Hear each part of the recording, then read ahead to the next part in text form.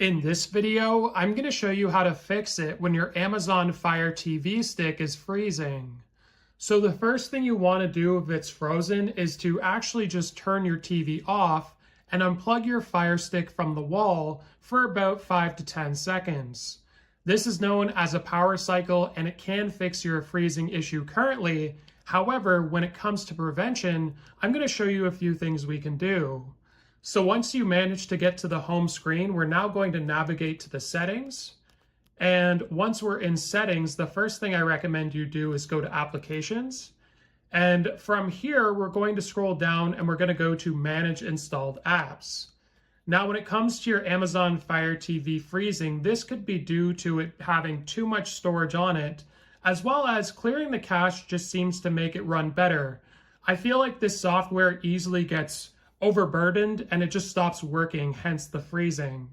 Now to clear cache on apps, all you need to do is press the rewind button on the app selected, and then you just press the select button to confirm clearing the cache.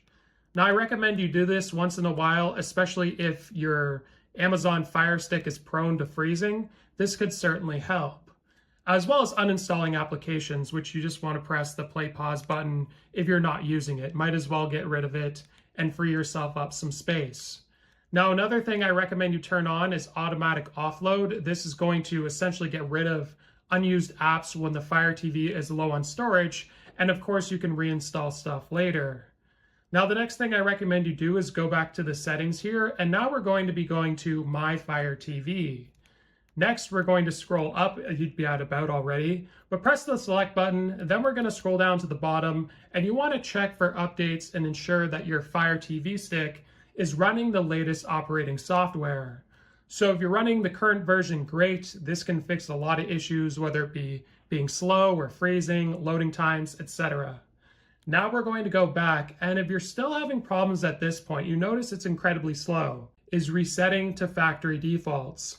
Now do bear in mind, this is going to delete all your personal data and downloads, and you are going to have to sign back in. So hopefully this video was helpful. Like and subscribe, and we'll see you in the next one.